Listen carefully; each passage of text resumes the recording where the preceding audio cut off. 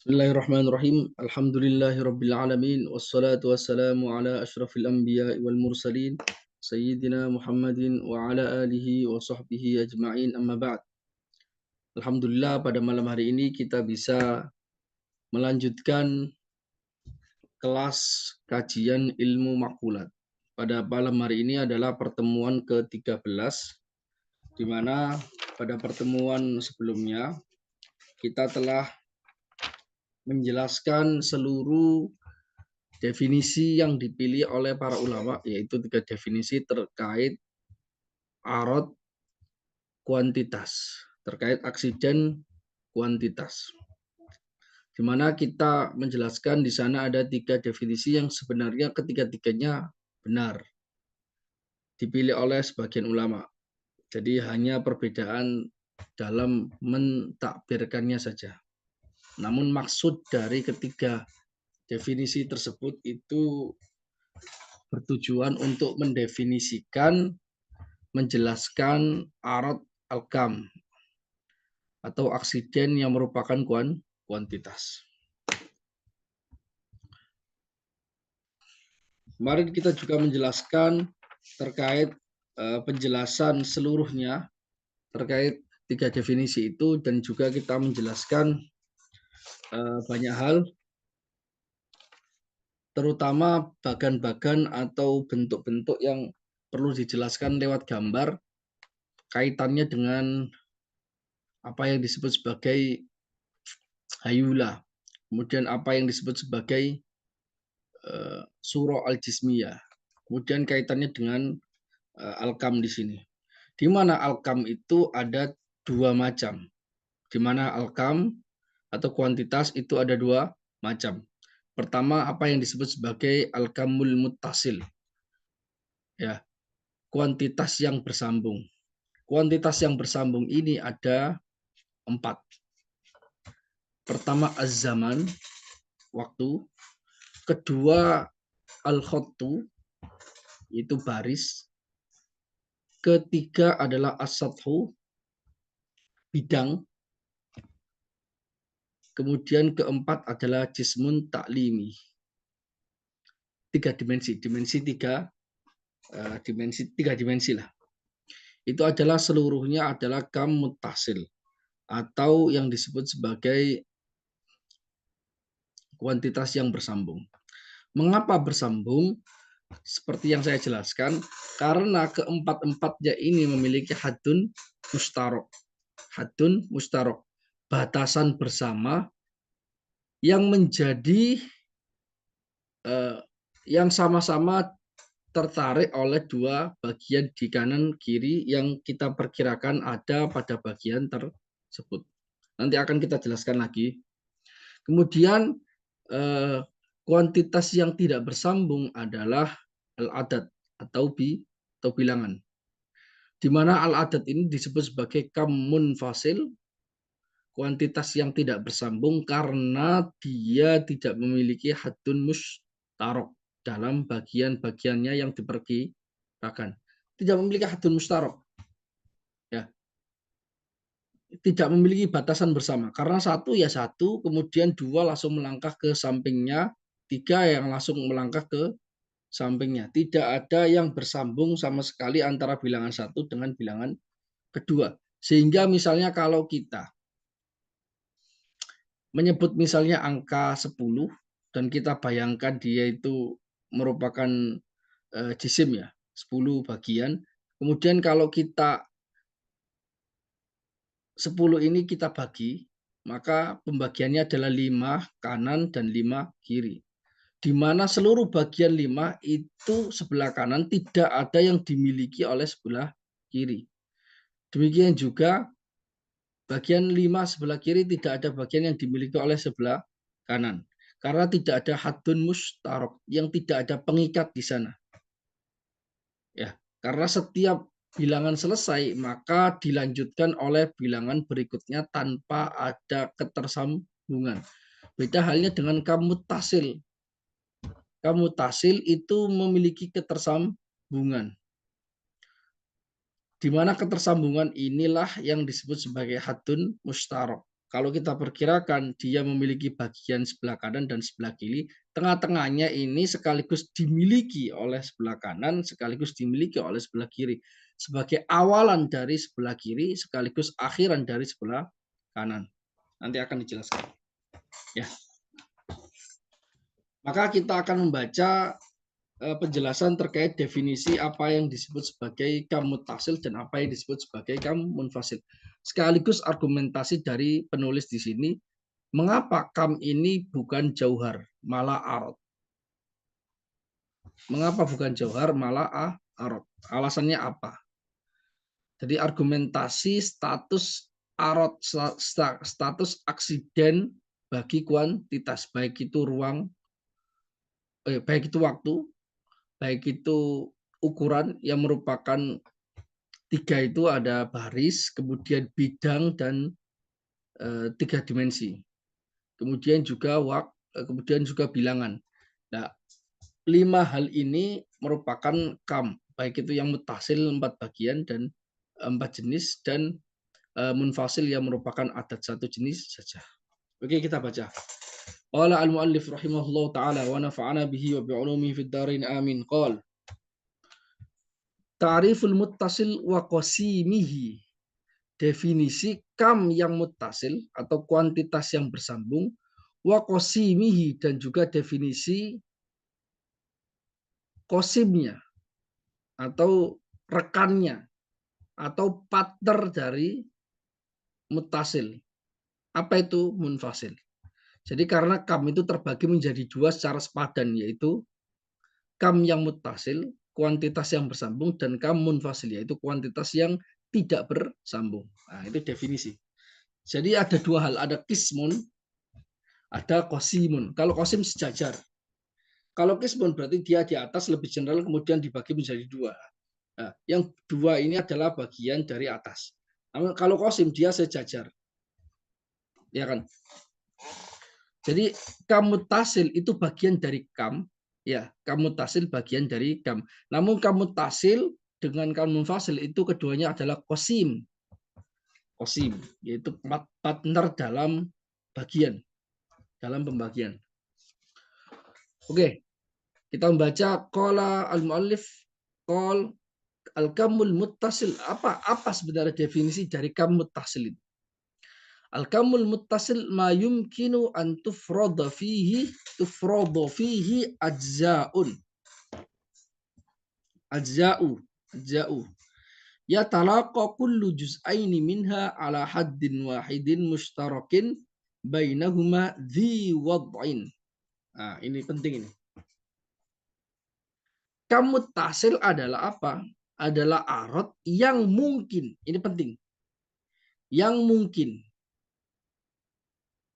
Arad yang mungkin antufrodo, yang mungkin diperkirakan. Ingat, mungkin diperkirakan. Jadi ini mungkin, bukan bil fi'li, tapi ini hanya mungkin saja, kemungkinan diperkirakan secara rasional, secara akal itu bisa, tapi bukan bil fi'li. Benar-benar dia memiliki bagian, tidak, karena memang tidak memiliki bagian.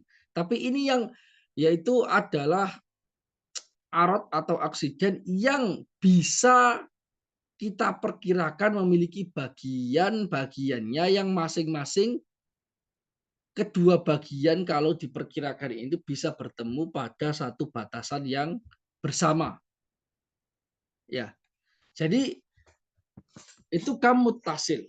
Kam muttasil yaitu arad yang mungkin, ingat kata-kata yang paling penting, mungkin, antufrodo, yang mungkin diperkirakan. Ini penting ini.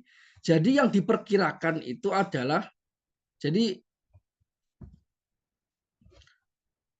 yang sebagai tempatnya perkiraan adalah kemungkinan. Sebagai tempat perkiraan tufrodo ini adalah kemungkinan. Jadi perkiraan yang kemungkinan yang kita pikirkan, kita mungkinkan, kita pikirkan dengan otak itu bisa diperkirakan.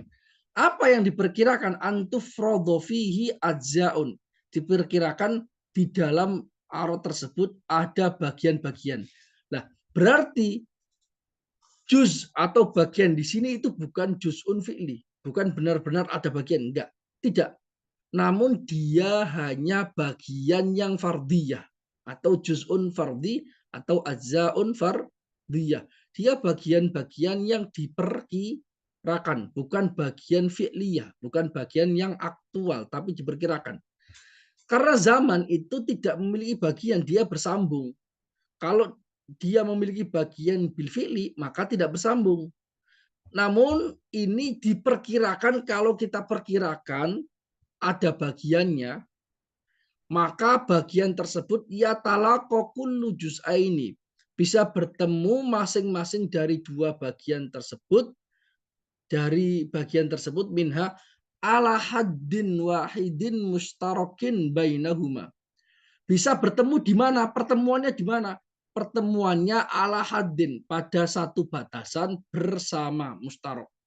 Bainahuma, antara dua bagian. Kemudian the wad'in, yang bisa ditunjuk atau yang bisa ditunjuk secara hissi. Itu yang disebut sebagai the wad'in. Oke, kita gambarkan supaya lebih mudah ya. Oke. Kita gambarkan dulu supaya lebih mudah.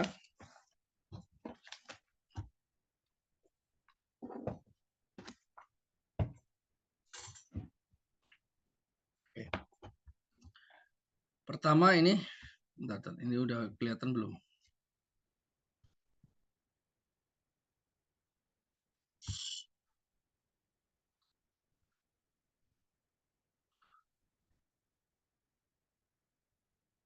Kamu tasil.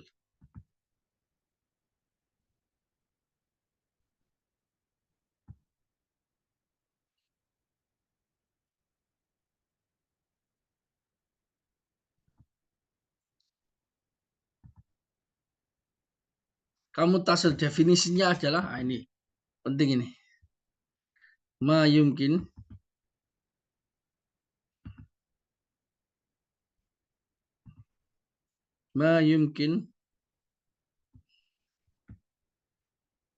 antufroda fihi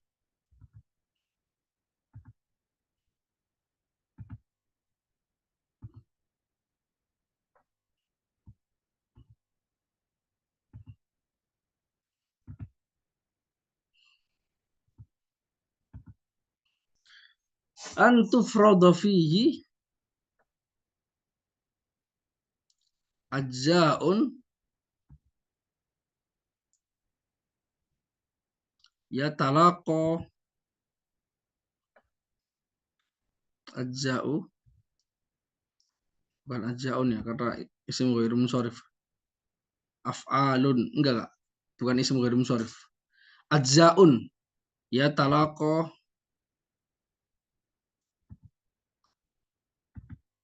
kullu juz'aini ya talaqo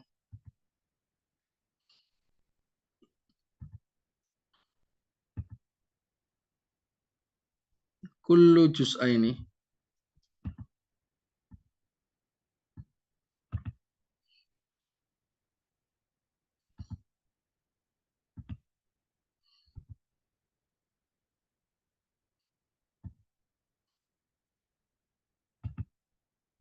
kullu juz'aini minha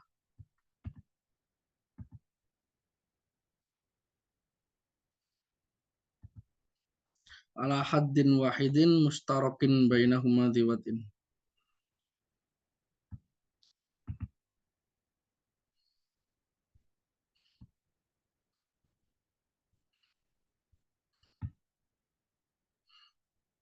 Ala haddin wahidin mustarakin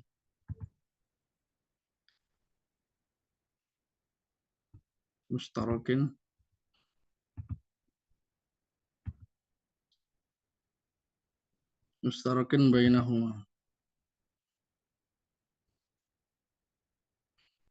Ya kan?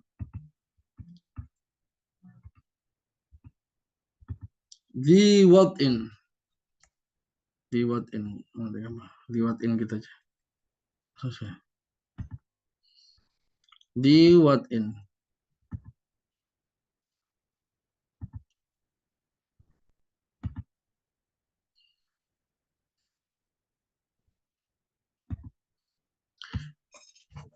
Jadi definisi kam muttasil itu adalah ma yumkin an tufradha fihi ajza'un yatalaqa kullu juz'aini minha ala haddin wahidin mushtarakin bainahuma dhi wad'in, yaitu aksiden atau arad yang mungkin atau bisa dimungkinkan diperkirakan. Jadi perkiraannya itu mungkin, diperkirakan itu bisa dimungkinkan. Jadi muta'allaqul imkannya itu al fardu. Wa muta'allaqul fardunya itu al ajza. Ya kan, muta'allaq fardinya tempat di mana digantungnya kemungkinan itu pada kemungkinan. Kemudian kemungkinannya ya pada perkiraannya ini tempatnya adalah bagian. Lah bagiannya ini adalah bagian yang al-fardiyah. Bagian yang diperkirakan. Tadi bukan berarti benar-benar ada bagian seperti ini. Jadi aksiden yang mungkin atau bisa diperkirakan di dalam aksiden tersebut ada bagian-bagian ya yang masing-masing dari dua bagian tersebut bisa bertemu pada satu batasan yang bersama antara kedua bagian tersebut. Liwatin, di mana batasan tersebut liwatin bisa ditunjuk secara hisi, ditunjuk secara hisi. Contohnya, di sini kan ada zaman. Sekarang kita contohkan ke zaman. Kalau mutasil kan ada pertama adalah waktu. Seperti saya contohkan kemarin. Kita ibaratkan waktu itu seperti taruhlah ini garis yang memanjangnya. Maka ini di sini ya, ini adalah masa madi. Ini masa lampau. Kemudian ini masa depan.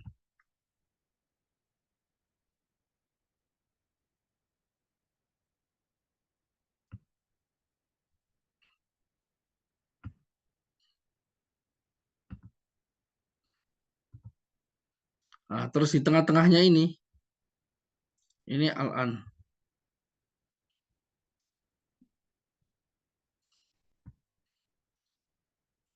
Al-an.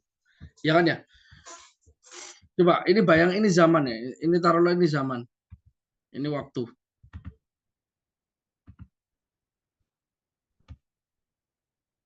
Oke, zaman, waktu. Nah, berarti kamu tasil misalnya, kenapa ini didefinisikan seperti ini? Maka misalnya kita contohkan adalah waktu. Waktu adalah sebuah eksiden yang bisa diperkirakan pada eksiden tersebut ada bagian-bagian. Nah, ini berarti taruhlah ini waktu yang bersambung berjalan gitu kan. Lah, kita perkirakan di sananya ada dua bagian. Di sana diperkirakan ada beberapa bagian yang dua bagiannya itu bertemu. Taruhlah ini bagian sebelah kanan ini kita sebut sebagai masa lampau. Bagian sebelah kiri ya, bagian sebelah kiri itu adalah masa mendatang. Ya kan? Yang keduanya dua bagian dari bagian-bagian tersebut bertemu pada satu batasan yang bersama. Bertemunya madi dan mustakbal ini apa? Ya di sini.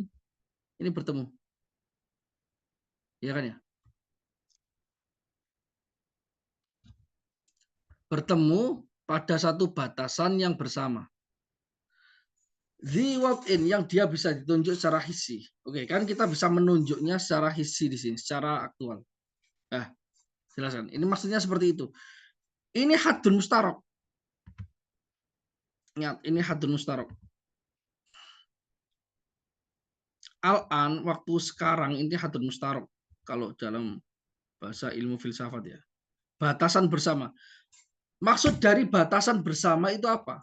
Di mana bagian ujung dari sebelah kanan ini, bagian dari masa lampau ini, akhirnya berakhir pada ini. Berakhir pada hadun mustarok di sini. Demikian juga hadun mustarok ini, batasan ini, itu merupakan permulaan dari masa depan. Jadi hadun mustarok itu sebagai akhir dari masa lampau sekaligus dia adalah awal dari masa depan. Karena itu dia disebut sebagai hadun mustarok, bagian batasan yang dimiliki bersama, yang dia dimiliki bersama antara dua bagian tersebut. Ini bisa diklaim madhi sebagai akhir dari garis waktu yang memanjang dari masa lampau sampai ke masa sekarang. Kemudian masa sekarang ini adalah batas awal dari ketika ditarik mau beranjak ke masa depan. Berarti ini dimiliki bersama. Al-an ini dimiliki bersama. Ya. Lah, yang dimaksud dimiliki bersama di sini karena ini merupakan ya, karena ini merupakan bagian akhir dari masa lampau sekaligus dia merupakan bagian awal dari masa depan. Namun berarti kan seolah-olah paradok, dia bagian paling akhir sekaligus bagian paling awal. Enggak paradok karena dia berbeda dari sudut pandang. Kalau ini al-an di sini sekarang ini dilihat dari sudut pandang masa lampau, maka dia adalah akhir dari masa lampau.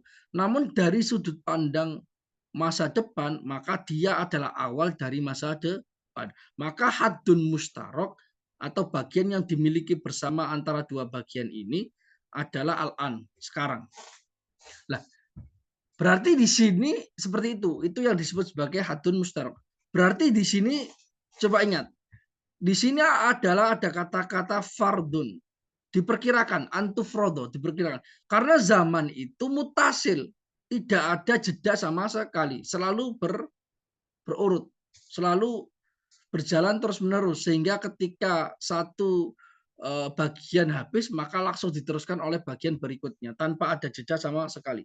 Jadi ketika kita misalnya hadun mustarok ini, batasan ini kita tarik, kita hilangkan, maka tidak ada sedikit pun bagian dari masa lampau yang berkurang sekaligus tidak ada bagian dari masa depan yang berkurang. Ini karena diperkirakan saja, karena sejatinya waktu itu selalu bersambung menurut mereka ya. Bersambung. Dan dia itu waktunya hanya diperkirakan, hanya berarti bagian-bagian ini adalah bagian fardiyah, bukan ajza fi'liyah, bukan bagian yang aktual. Kenapa bukan bagian dari aktual seperti yang didefinisikan di awal? Karena kan definisi dari makulat al-kam atau kuantitas adalah mayak balul qismata al-wahmiyah lidzatihi, yaitu aksiden yang bisa menerima pembagian secara wahm saja, secara perkiraan saja. Jadi bisa dibedakan sebelah kanan, sebelah kiri saja. Dia tidak menerima ajza fi'liyah. Dia tidak menerima, tidak bisa dibagi secara aktual karena dia tidak menerima, nggak bisa dipotong, nggak bisa dibelah, nggak bisa. Ini hanya perkiraan saja.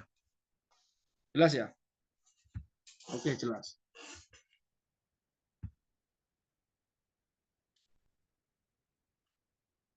Oh, belum. Berarti ini kalau waktu. Misalnya kalau berarti udah selesai. Terus kalau migdar itu ukuran kan ada 3, yaitu garis, kemudian bidang, kemudian 3 dimensi. Ya, itu sama. Taruhlah ini garis, ya kan? Kita perkirakan ada bagian sebelah kanan, sebelah kiri. Taruhlah ini bagian sebelah kanan, sebelah kiri, ya kan? Ya, bagian sebelah kanan, sebelah kiri kan. Lah, ini kan sebelah kanan, kemudian ini sebelah kiri. Nah, ini kan bisa kita perkirakan di sana dengan menambahkan titik di sini. Dengan kita bentuk titik. Nah, titik ini adalah bagian akhir dari sebelah kanan, juga bagian awal dari sebelah kiri. Kalau kita perkirakan dia bergerak ke kiri. Jelas ya? Berarti ini khot. Nah, ini hadun mustarok.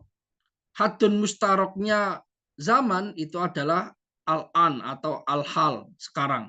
Nah, hadun mustaroknya ini baris adalah apa? Ini hadun mustarok ya. Taruhlah di sini. Haddun mustaroknya di sini adalah nuktoh.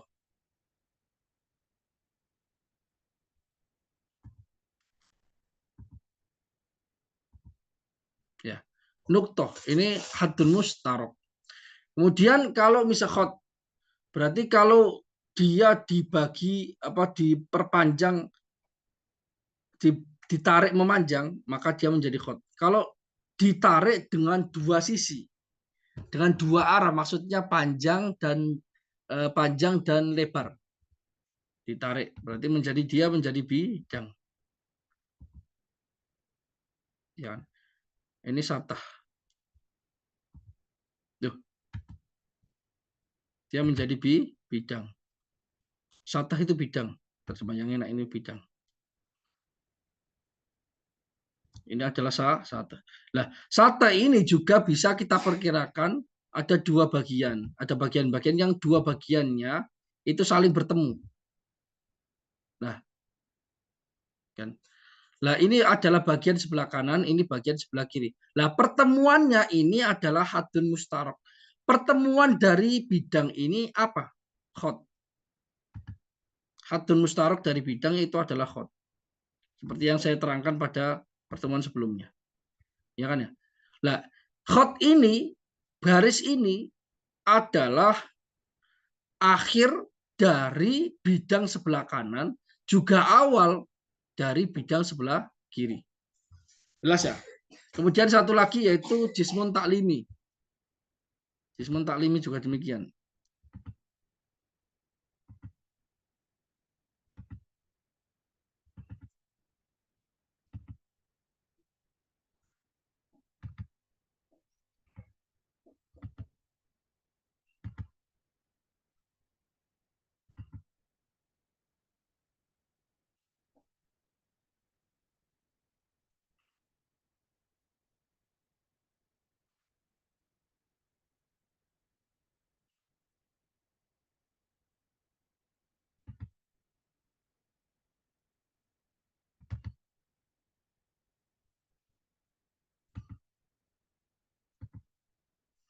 Karena ini jismun taklimi kan.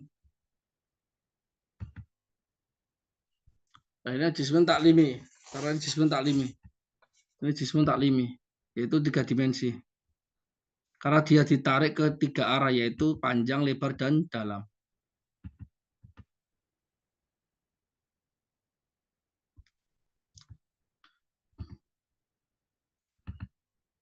Jismun taklimi. Nah, ini juga al-kamutasil. Kalau misalnya kita bagi di sini, kita belah di sini, kita bagi.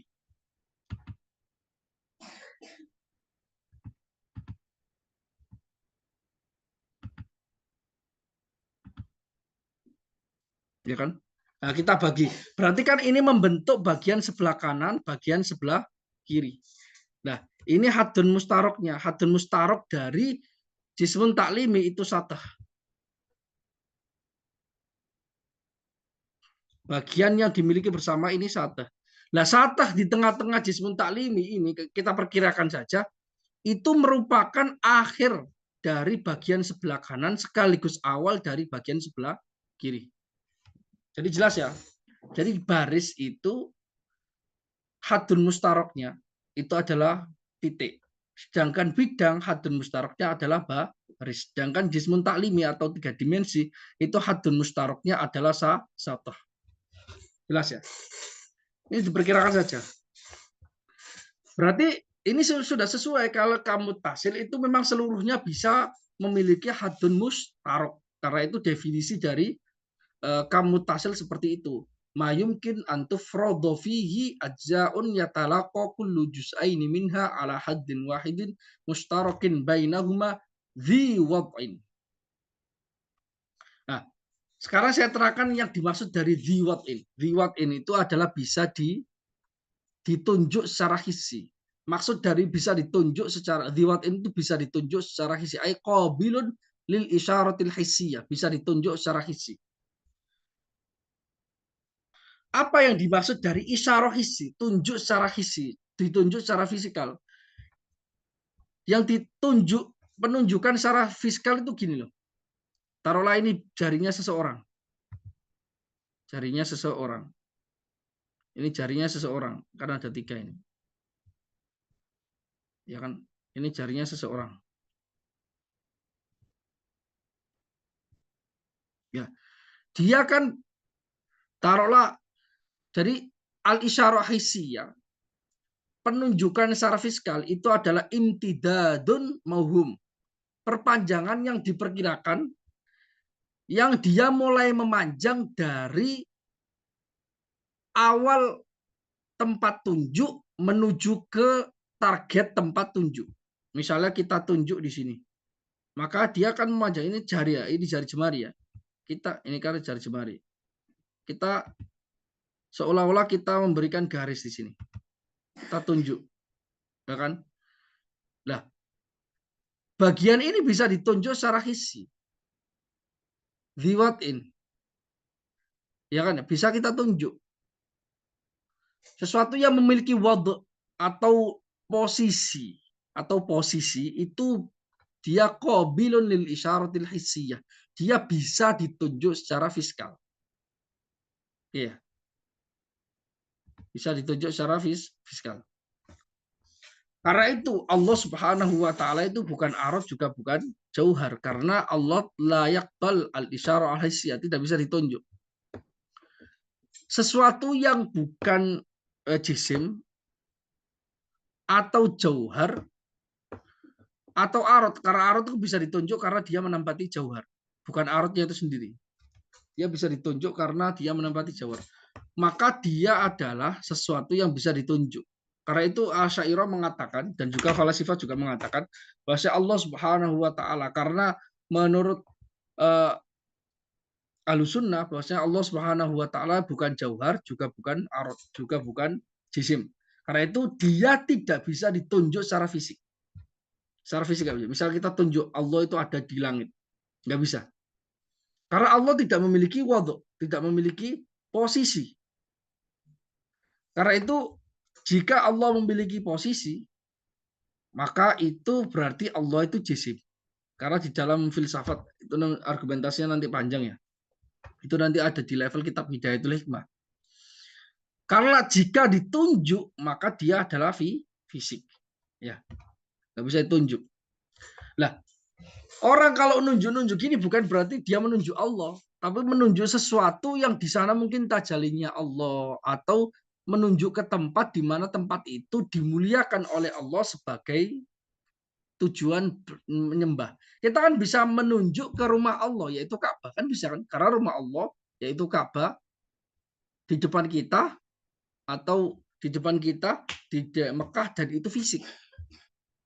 Nah, itu yang disebut sebagai al-isyarah al-hissiyah. Isyarah hissiyah itu adalah imtidadun mauhum, perpanjangan yang diperkirakan secara khoyali saja, secara imajinatif, yang memanjang dari tempat penunjukan, yaitu jari misalnya, sampai ke target yang ditunjuk.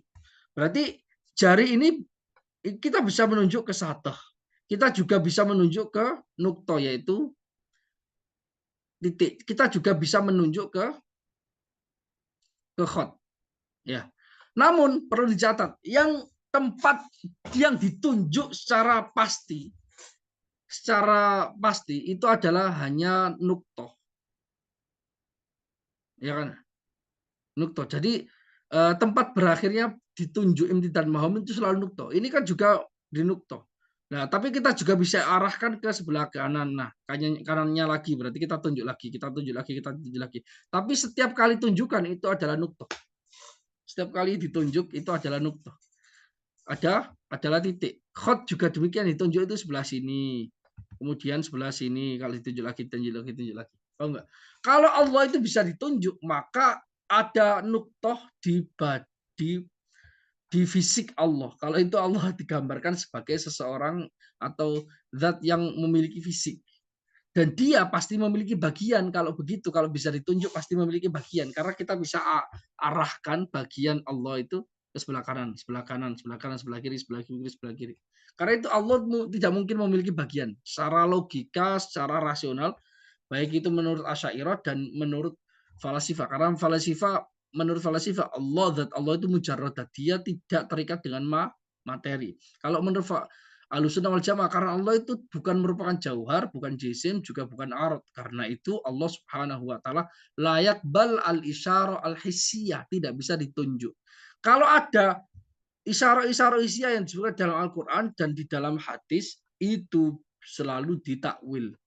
Karena mustahil bertentangan dengan argumentasi qot'i di dalam ilmu rasional. Allah tidak mungkin ditunjuk.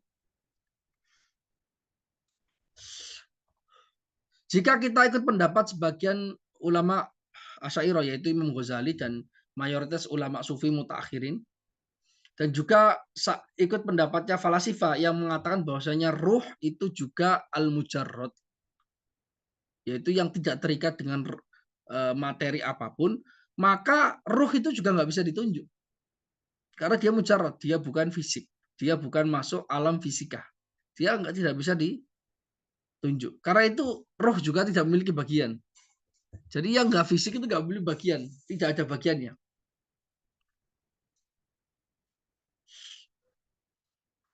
Bukti bahwasanya roh itu tidak memiliki bagian adalah misalnya kita merasa bahwasanya roh kita itu selalu ada dalam badan kita, ya kan? Tapi misalnya kalau ada seseorang tangannya itu terpotong sebelah sini, apakah orang itu merasa bahwa saya rohnya terpotong? Tidak. Yang dia rasakan ketika setelah terpotong bahkan tangannya itu yang nggak ada, tapi rohnya lengkap. Itu bukti bahwa roh itu bukan di badan. Jadi penggambaran yang paling saya senangi, terutama dari kalangan sufi, bahwasanya ruh itu memang tidak bertempat di badan. Sebenarnya tidak bertempat di badan. Ruh itu tetap bertempat di alamul amri. Namun ruh itu dia mengatur badan sejak dari di alamul amr, mengatur badan, jadi digerakkan dari jarak jauh, semacam itu digerakkan. Karena itu roh itu nggak bertempat di badan sebenarnya, tapi pengaruhnya itu sampai ke badan, diberikan pengaruh sampai menggerakkan ke badan sebenarnya. Jelas ya. Jadi seperti itu. Oke, kita baca ya. Kalau udah paham gampang sebenarnya ini. Oke. Itu yang sudah saya terangkan di waktu. Nah, terus ini diterangkan wa makna istiraqihi bainahuma. Makna dari dimiliki bersama, makna dari adanya batasan yang dimiliki bersama antara keduanya, kedua bagian tersebut adalah apa? Maknanya itu apa? Sihatu i'tibari ja'lihi nihayatan li ahadihima bidayatan lil akhar. Maknanya ada batasan yang dimiliki bersama antara kedua bagian itu adalah bisanya keabsahan dianggap hadun mustarak tadi dianggap sebagai akhir dari salah satunya, yaitu sebelah kanan misalnya kalau waktu, atau seluruhnya seperti itu, kita perkirakan dari waktu masa lampau, itu bisa dianggap akhir dari masa lampau. Dan juga dia adalah awal dari masa depan. Bidayatan lil akhir. Pokoknya dia menjadi akhir dari bagian yang satu, sekaligus dia menjadi awal dari bagian yang lain. Loh, apakah ini tidak paradoks? Satu hal dianggap sebagai akhir sekaligus awal dari satu hal dianggap awal sekaligus akhir. Oh tidak. Karena kenapa? Karena sudut pandangnya berbeda. Dia dianggap akhir dari sudut pandang bagian sebelah kanan. Namun dia dianggap bagian awal dari sudut pandang bagian sebelah kiri.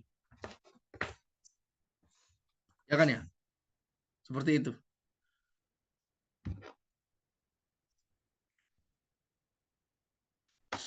Atau bidayatan lahuba au dihayatan lahuba. Atau hadun mustarok itu bisa dianggap awal dari keduanya sekaligus akhir dari keduanya. Maksudnya bagaimana? Kan ini bisa saja kita anggap misalnya gerakannya ini nggak harus sebelah kanan sebelah kiri. Misalnya ini batasan. Kita anggap bahwa gerakannya itu mulai dari tengah ke kanan, kemudian tengah ke kiri. Kan ini berarti dua-duanya adalah awal. Atau kita anggap dia garis ini bergerak dari kanan ke kiri, terus ini garis sebelah kiri dari kiri ke kanan. Maka dia titik ini, hadun mustarok ini adalah bagian yang menjadi akhir dari kedua bagian kan. Titik finishnya di sini kan. Sama dengan ini juga, sama dengan ini juga. Jadi tidak harus salah satunya menjadi awal dari bagian satu, akhir dari bagian yang lain. Karena bisa jadi dia juga dianggap adalah awal dari kedua bagian tersebut atau sekaligus akhir dari kedua bagian. Jadi tidak paradok, tidak kontradiksi karena dari dua sudut pandang yang berbeda. Masing-masing disudut pandangkan ke bagian yang satunya. Jelas ya? Itu yang disebut sebagai haddun mustarok. Ada batasan yang dimiliki bersama.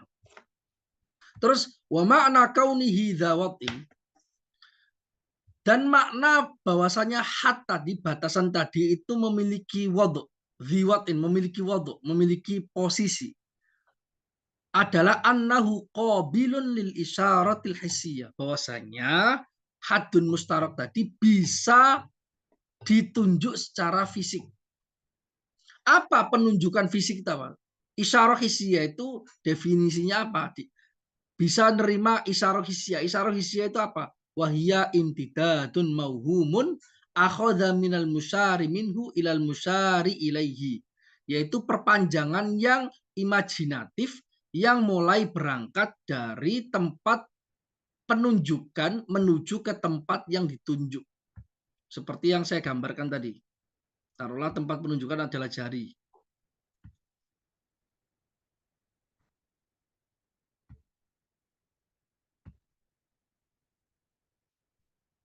Nah, seperti ini.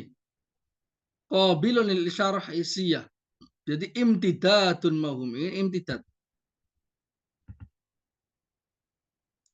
Ini imtidad, perpanjangan, modot kalau bahasa Jawanya itu modot. Imtidad. Mauhum.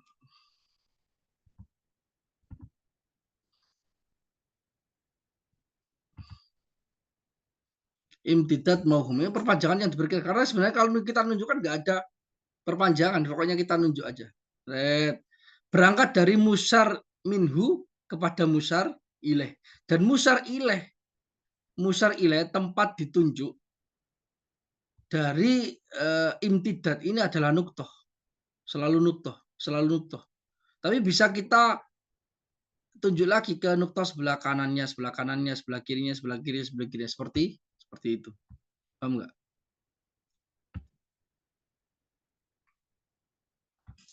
Nah,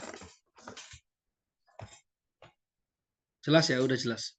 Kemudian wa'alam annahu yajibu mukhalafatu al-haddi bin naw'i lil mutalaqiyaini. Ketahuilah bahwasanya wajib haddun mustarok ini tadi, atau bagian yang batasan yang dimiliki bersama tadi, wajib berbeda secara nau', berbeda dari dua bagian yang saling bertemu. Jadi wajib dia berbeda. Jadi ini harus dianggap berbeda dari bagian ini juga harus dianggap berbeda dari ini. Harus. Karena ini berbeda, jadi dia adalah sesuatu yang berbeda pada bagian yang saling bertemu tadi. Li'annahu yajibu, kenapa dia harus berbeda? Li'annahu yajibu kaunuhu idza dhumma ila ahadil qismaini lam tazid dzatuhu aslan. Karena dia wajib, yaitu haddun mustarok tadi, haddun mustarok batasan yang dimiliki bersama itu wajib keberadaannya jika idza dhumma, jika digabungkan kepada salah satu bagian, taruhlah itu dianggap sebagai bagian sebelah kanan. Lam tazid dzatuhu aslan, maka bagian yang ditambahkan dengan haddun mustarok tadi tidak bertambah volumenya, sama sekali nggak bertambah. Wa idza fusila, jadi dia berbeda. Kalau mutalaqiyah ini, dua hal yang bertemu ini, jika dikurangi sedikit maka bagiannya berkurang. Namun haddun mustarok itu bukan. Dia kayak seperti batasan yang semacam batasan imajinatif, semacam batasan itu. Karena jika dia ditambahkan ke bagian yang ini, maka dia tidak menambahkan volume bagian yang ditambahkan tadi. Sekaligus kalau dia wa idza fusila, jika dia dipisahkan, hadun mustarak tadi dipisahkan, batas pembatas bersama tadi dipisahkan, lam yangkus min husai, bagian yang ditambahkan kepada salah satu itu, bagian apa, hadun mustarak yang ditambahkan pada salah satu bagian itu, ketika hadun mustaraknya tadi dikurangi, maka salah satu bagian tadi tidak berkurang sedikit pun. Itu harus seperti itu. Harus berbeda seperti itu. Wa illa lakana juz'an akhar minal miqdar al-maksumi fayakun taksim ila itsnaini taksiman ila thalatha wa taksimu ilaiha taksiman ila khamsah wa taksimu ilaiha taksiman ila tis'a wa hakadha. Oke. Jika itu tidak berbeda dari dua bagian tersebut, sekira ketika ditambahkan ke salah satu bagian dia menambahkan volumenya, atau jika dikurangi dia mengurangi volumenya, maka dia bukan hadun mustarok. Justru dia adalah bagian yang lain minal miqdar, dari ukuran yang dibagi. Ukuran maksudnya adalah lebar, panjang, dalam, atau khot, baris, bidang, atau baris, bidang, atau tiga dimensi. Kalau dia tidak berbeda dengan dua bagian yang saling bertemu ini, sekira ketika ditambahkan salah satu bagiannya dia tidak menambahkan volume, jika dikurangi tidak mengurangi volume. Jika tidak demikian, maka dia justru bagian yang lain dari sebuah arot yang merupakan kam lagi, yang merupakan kalau enggak khot atau bidang, satah, atau jismun taklimi yang dibagi. Maka fayakunu taksim ilasna ini, maka ketika ada miqdar, ketika ada bagi ukuran ini dibagi kepada dua, maka dia menjadi tiga bagian. Jika dibagi menjadi tiga bagian, maka dia menjadi pembagian kepada 5 bagian. Jika dia dibagi menjadi 5, maka dia menjadi pembagian 9, dan ini seterusnya. Nah, ini penting ini.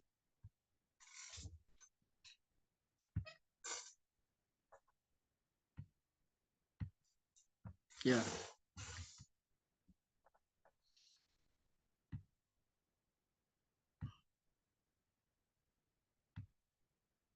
Ya.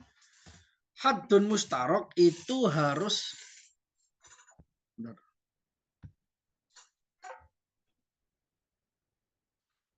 hadun mustarok, taruh lagi nih. Ini hadun mustaroknya ini ya. Nah, hadun mustarok ini harus berbeda dari sebelah kanan juga sebelah kiri. Beda karakternya. Dia bukan entitas yang sama.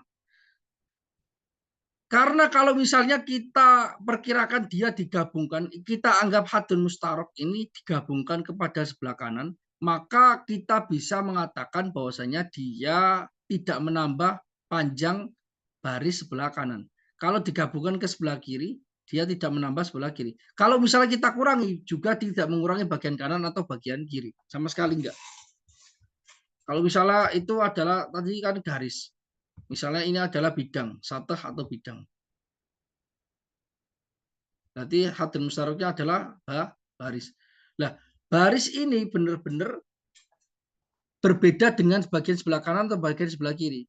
Sekira kalau dia ditambahkan ke bagian kanan, dia tidak menambahkan volumenya ini. Kalau dikurangi, juga tidak mengurangi volume. Jadi tetap tidak berubah. Kalau tidak demikian, maka sebenarnya pembagiannya ini tidak menjadi 2, malah justru 3.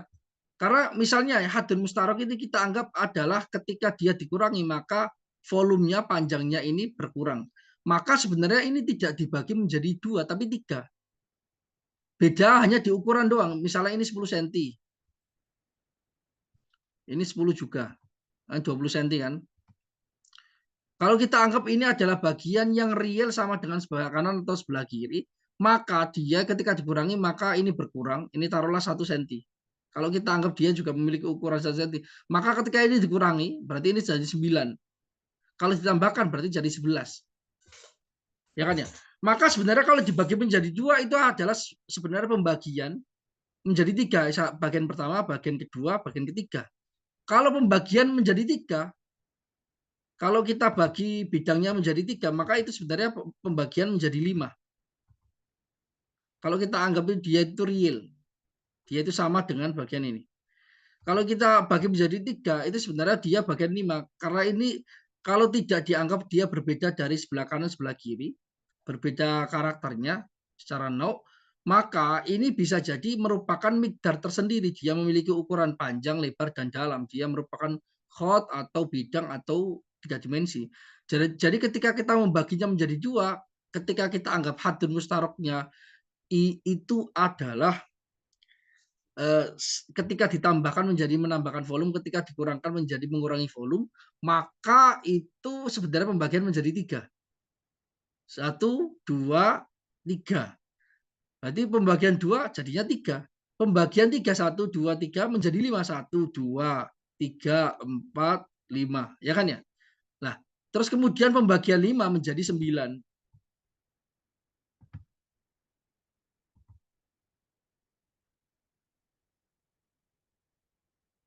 Pembagian 5 menjadi 9. 1, 2, 3, 4, 5.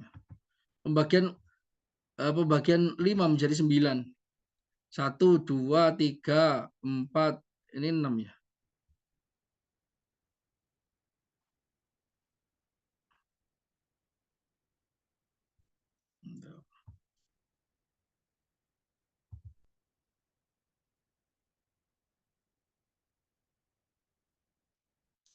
Oke.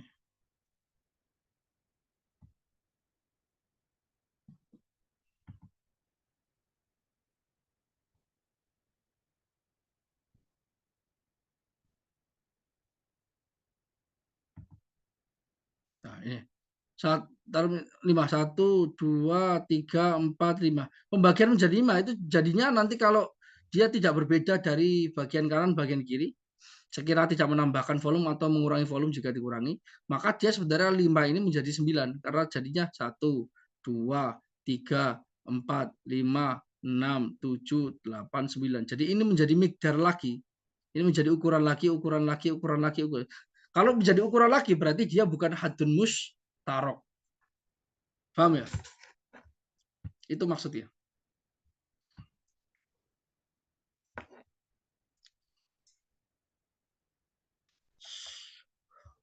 Wahakata dan demikian, maka dia itu harus berbeda secara nau dengan dua bagian yang bertemu tadi.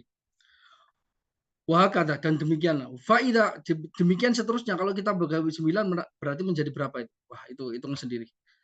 Faida qasamna al-khatta ila juz'aini kana al-haddul mustarak bainahuma an-nuqta. Jika kita bagi, ya kan? Jika ini berbicara soal apa haddul mustarak dari mikdar ini dan juga dari zaman ini disebutkan. Jika kita bagi baris ini kepada dua bagian, kanal haddul mustaraku bainahuma, maka bagian bersama yang dimiliki bersama ini antara keduanya itu adalah nukta seperti yang saya terangkan adalah titik. Awisatha ilaihima kanal khottu kana al khottu kana al khottu. Jika kita bagi bidang kepada dua bagian, maka hadun mustarakin kana al khottu, maka bagian yang dimiliki bersama adalah al-khot. Jika bidang maka yang membaginya itu adalah khot baris. Awil jisma kadzalik. Atau kita bagi jisim itu awil jisma atau kita membagi jisim kadzalik seperti yang tadi berarti kita bagi juga kepada dua bagian maka karena asad hakana isimnya karena di sini hadul mustarak maka bagian yang dimiliki bersama itu adalah bidang. Jismun taklimi ketika dibagi maka bagian yang dimiliki bersama adalah bidang. Walaisa kullun minan nuqtati wasathi wal khoti juz'an mimma huwa haddun lahu. Masing-masing dari titik ataupun bidang ataupun baris yang merupakan had mustarok tadi bukan merupakan bagian mimma huwa haddun lahu, bukan merupakan bagian dari sesuatu yang masing-masing ketiga ini merupakan batasan padanya. Dia bukan bagian, tapi bal arodun fihi, tetapi hanya arod. Jadi hadun mustarok di sini bukan real, bukan sesuatu jauhar, tapi dia itu arod saja. Bal arodun fihi.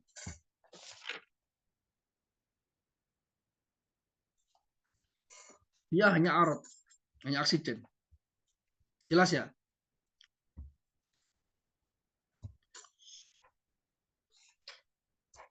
Oke. Kemudian kita memasuki kepada definisi dari kam munfasil atau kuantitas yang tidak bersambung. Wal kamul munfasil malam yakun baina ajzaihi haddun mustarok. Yaitu kam atau aksiden kuantitas yang antar bagian-bagiannya antar bagiannya otomatis dia bagian yang fardiyah juga sih sebenarnya. Itu tidak memiliki batasan bersama. Contohnya apa? Wadhalika kal asroh, hal tersebut seperti bilangan 10. Karena kamun fasil itu adalah bilangan 10. Misalnya 10. Fa innaka idza ansaftaha, jika kamu, karena sesungguhnya kamu, jika kamu membagi bilangan 10 tadi menjadi dua, kita belah jadi dua. Kana muntaha an-nisfi al-awwal al-khamis, maka akhir dari bagian pertama itu adalah bilangan 5. Wa huwa juz'un minhu. Bilangan 5 ini bagian dari pembagian sebelah kanan. Dakhilun fihi, dan dia juga masuk pada bagian sebelah kanan. Artinya ketika ditambahkan, maka dia akan menambahi situ. Ketika dikurangi, maka akan berkurang volumenya jadi 4. Kan harusnya kan 10 dibagi menjadi 2. Berarti yang 5-nya di sini. Kalau ini dikurangi berarti kan 4 ketika dikurangi. Kalau ini dikurangi berarti 4 juga, ya kan? Dakhilun fihi. Wa kharijun anil akhir. Dia masuk pada bagian sebelah kanan, nisfil awal. Kharijun anil akhir. Dia keluar atau di luar dari bagian yang sebelah kiri. Karena sudah dibagi menjadi 2. Wa mabda'a an-nisfis wa mabda'a an-nisfitsani, dan ujung awal dari bagian yang kedua itu sadis. Bilangan 6. Wa huwa juz'un minhu, bilangan 6 itu bagian dari an-nisfitsani, ini bagian yang kedua ini. Dia bagian yang masuk ke dalam bilangan ini. Wa kharijun al-khar, dia di luar dari bagian yang lain yang sebelah kanan juga. Falam yakun thamma amrun mustarakun. Di sana tidak ada had yang mustarok, sesuatu yang dimiliki bersama. Baina kismail asyro, antara dua bagian 10 yang tadi kita perkirakan dia dipecah menjadi kedua bagian. Wa kadzalika idza qasamtaha ila sittatin wa arba'ah. Demikian juga jika kamu membagi 10 ini, angka 10 ini kepada 6 atau kepada 4. Seperti itu. Oke. Sekarang kita gambarkan ya. Itu bedanya antara had mustarok, antara kam muttasil dengan kam munfasil. Ya.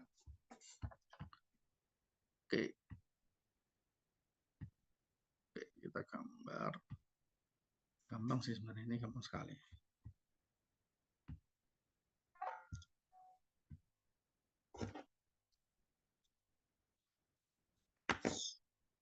Sekarang kam munfasil.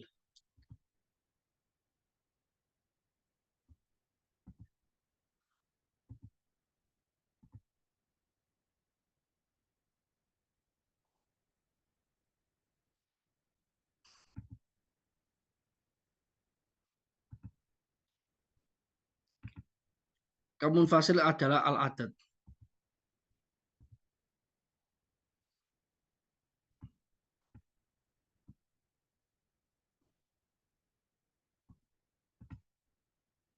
Al-adad bilangan.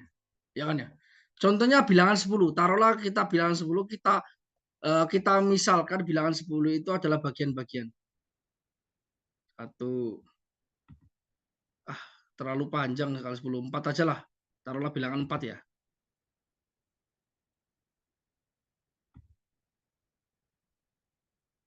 Ini kan 1, 2,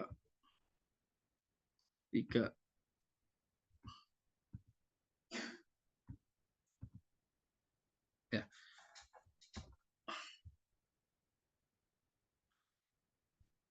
Sebenarnya nggak bersambung seperti ini sebenarnya. Nggak bersambung. Taruhlah kita jadikan dia bersambung ya. Kita jadikan dia bersambung. Kita jadikan dia bersambung. Bilangan ini kita jadikan seolah-olah dia bersambung.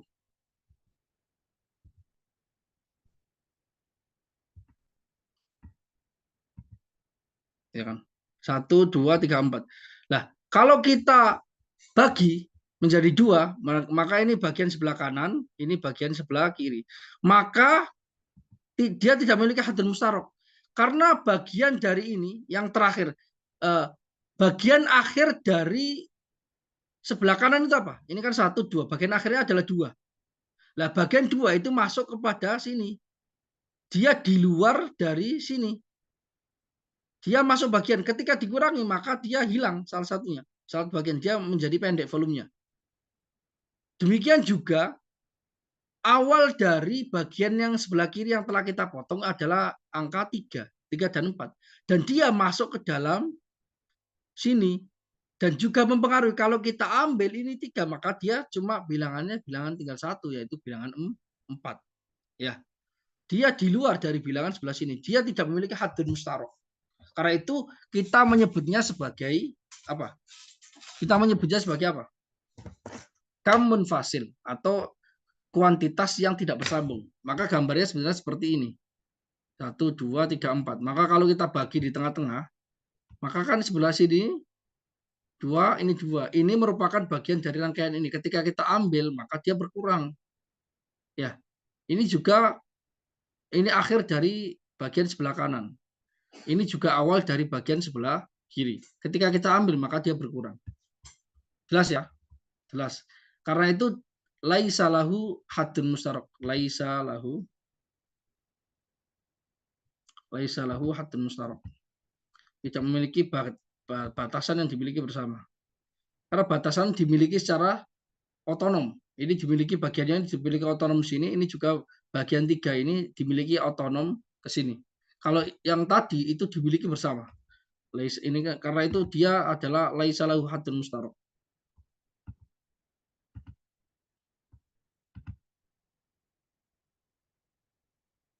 Tidak memiliki batasan yang dimiliki bersama. Karena batasan dari angka 4 atau angka 10 yang dibagi menjadi 2 adalah kalau angka 4 batasannya adalah 2 bagian sebelah kanan, 3 bagian sebelah kiri. Kalau 5, kalau 10 dibagi menjadi 2 berarti yang akhir dari bagian sebelah kanan adalah 5, awal dari sebelah kiri adalah 6. Dan tidak saling tumpang tindih. Karena dia otonom. Laisa lahu hadun mustarok di sini. Paham ya? Saya pikir paham. Ini gampang ini. Mudah.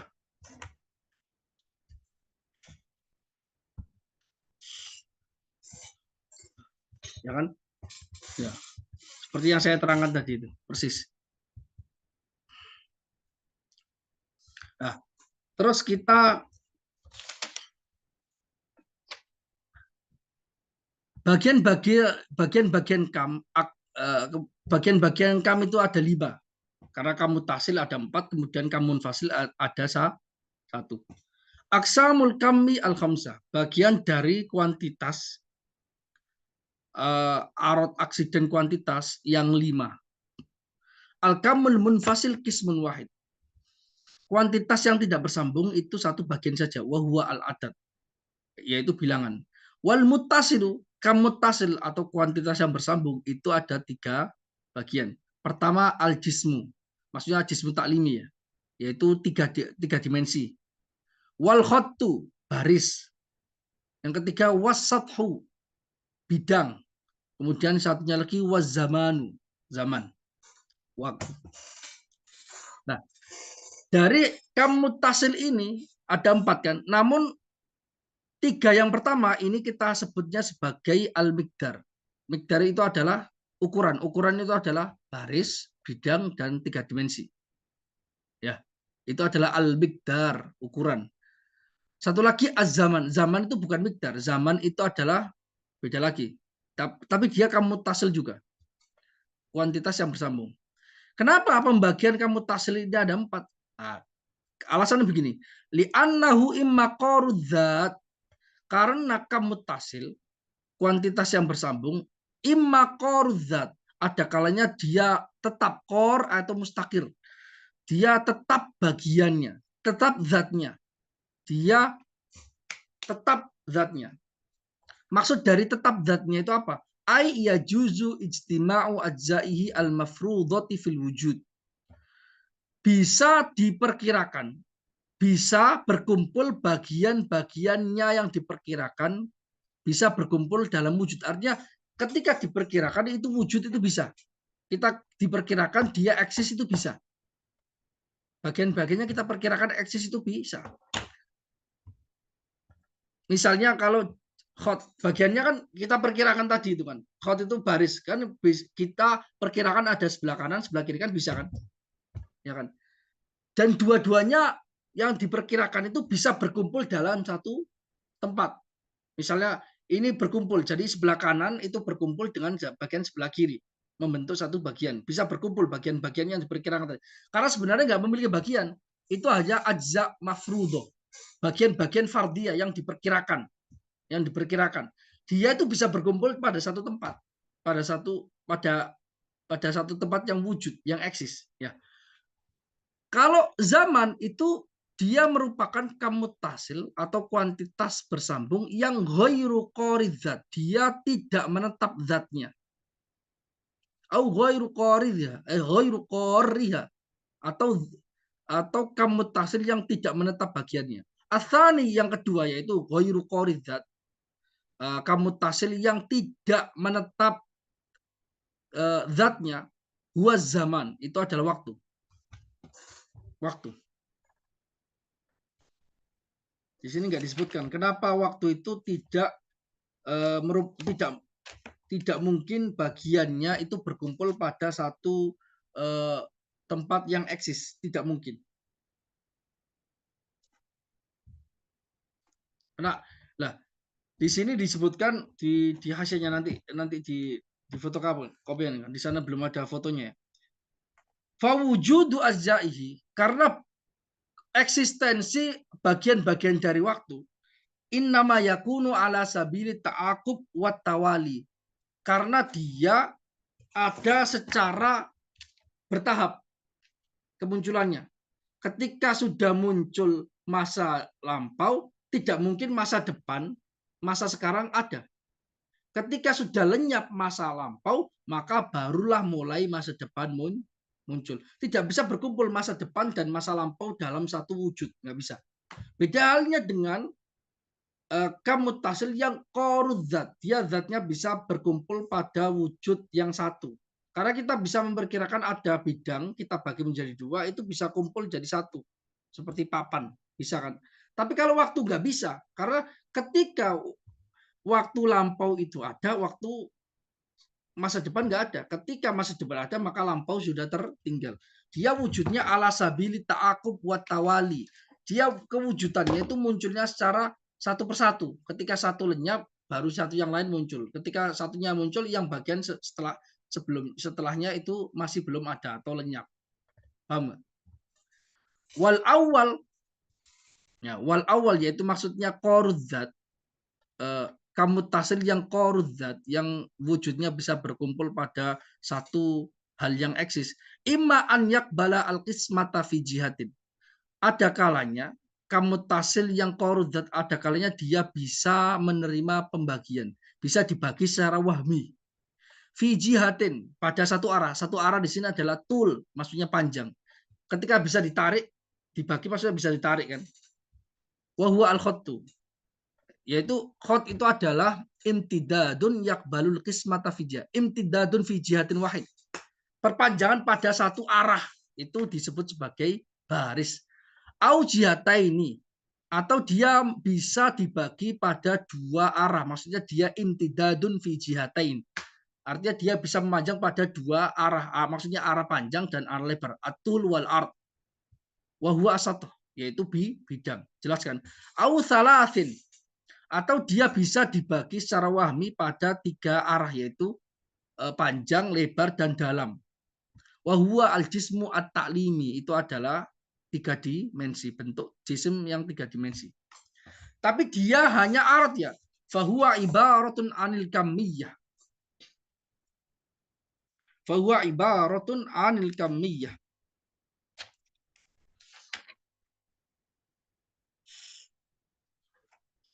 Jadi yang qarudzat tadi, yang al-muttasil, al-kam muttasil, kam yang bersambung, yang qarudzat tadi, ibaratun anil kamiyah. Dia adalah ungkapan tentang kuantitas. Maksudnya adalah al-maqadir, ukuran al-qaimati bil jismi, yang dia menempati, menempel pada sebuah jisim atau bi'i, yang natural. Apa jisim yang natural itu? Wahwa al-jauharul mutahayyiz. Jisim yang tobi, yang natural. Tadi kan ini jismin taklimi. Kalau jismin taklimi itu arad. Kalau jismin tobi'i itu adalah jauhar. Wahwal jauharul mutahayyiz. Wahwal jauhar al mutahayyiz. Itu adalah jauhar yang dia menempati lokasi, yang menempati ruang. Nah, jadi begini saya gambarkan ya.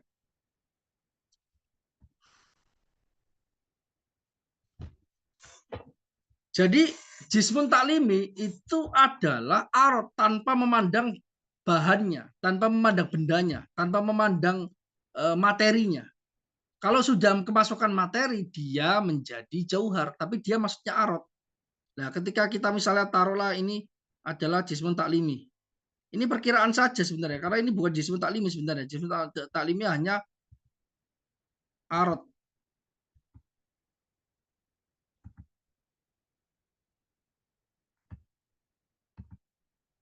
Ya kan?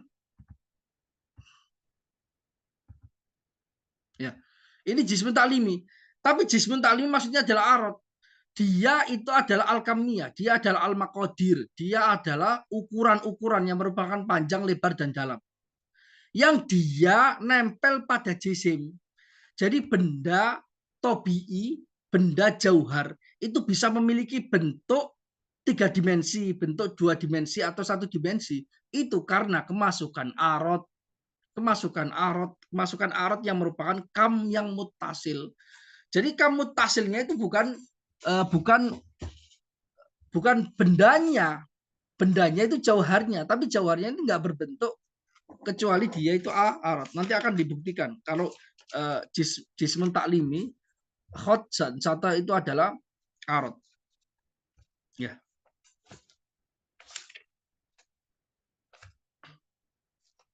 Jelas ya?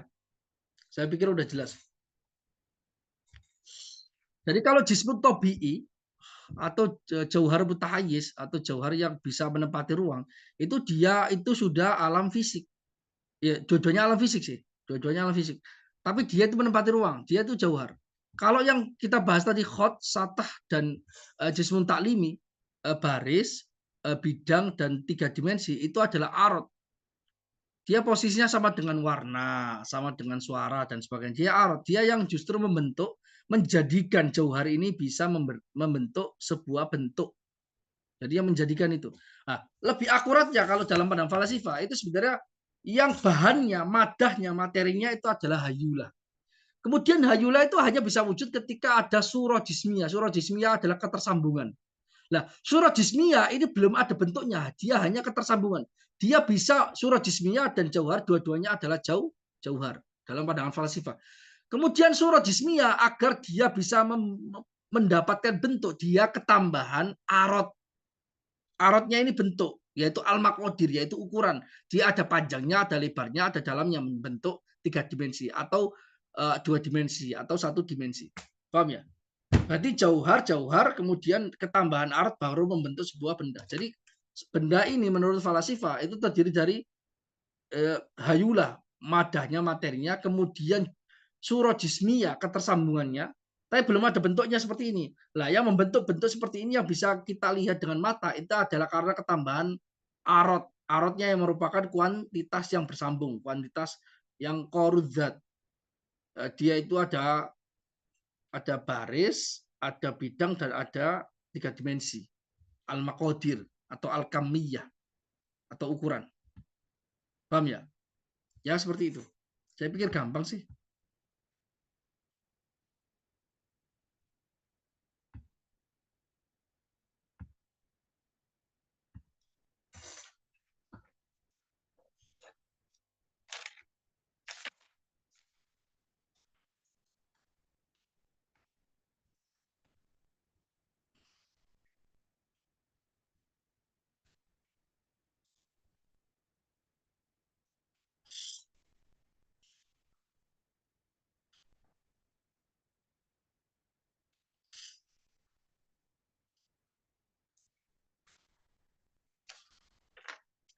Nah, kemudian kita masuk ke argumentasi mengapa 5 hal tersebut, yaitu bilangan, kemudian waktu, kemudian baris, kemudian bidang, kemudian 3 dimensi itu kesemuanya disebut sebagai arot. Kesemuanya kenapa arot? Kenapa statusnya arot bukan jauhar?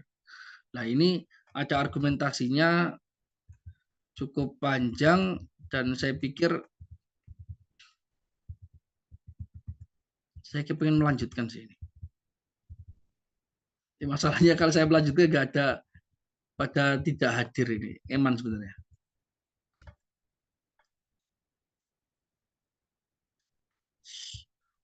Baiklah, sampai di sini dulu saja karena kita membutuhkan orang-orang yang hadir agar bisa mendapatkan pencerahan di sini.